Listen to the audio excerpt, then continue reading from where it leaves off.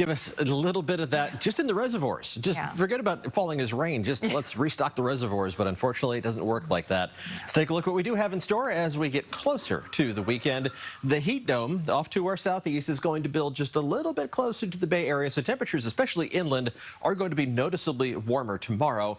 And then as we head through the weekend, we're going to see a transition to a weather pattern that allows some monsoonal moisture to sneak up towards us, hopefully without any cloud to ground lightning threat. Those dry thunderstorms always a concern. Right now, it doesn't look like that's going to be the case.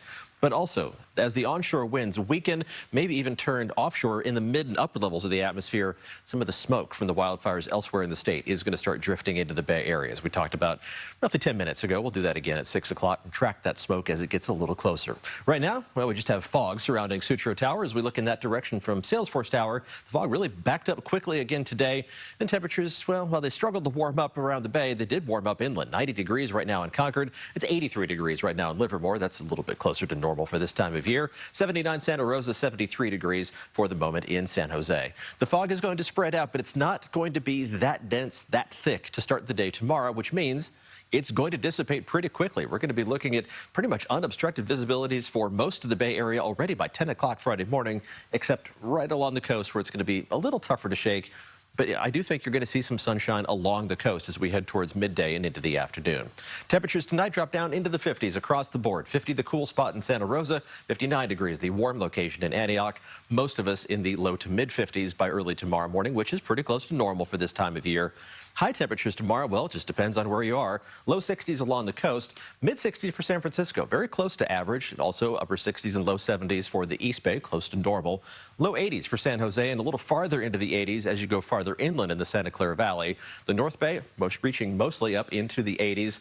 Low to mid 80s there with the hot spots as you go inland in the East Bay. The Tri-Valley likely to reach up into the low, maybe even mid 90s with the hottest spots around Fairfield, Antioch, and Brentwood reaching up into the upper half of the 90s. But I don't think we're going to see any triple-digit temperatures even around Brentwood, which is usually one of the hot spots overall.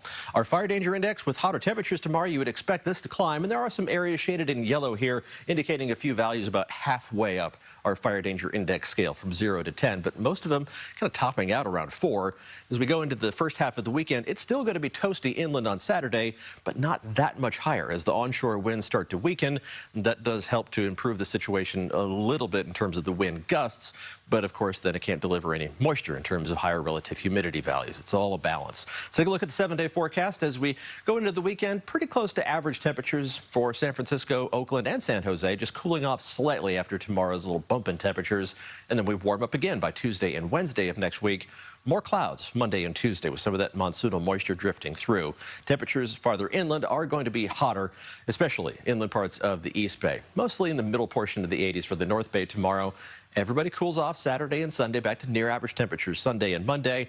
And then we climb again Tuesday and Wednesday. It's not a full-fledged roller coaster ride, but there are going to be some ups and downs over the next several days, which is kind of what we expect during the last month of July. Some hot temperatures inland and of course, more fog by the bay along the coast. Yeah, you were talking about the fact smoke might be moving back in by late Sunday, Monday. It's not going to be like it was during the campfire, right, when it was like twilight at midday. That is unlikely to happen. The most dense smoke is still going to be closer to the actual fires, but we're probably going to get a taste of it or a whiff of it, literally. You might be able to smell it by Monday. See it already Sunday when it's a little higher up in the atmosphere. We're talking moderate levels. Right, at this point. Okay. Hope that continues.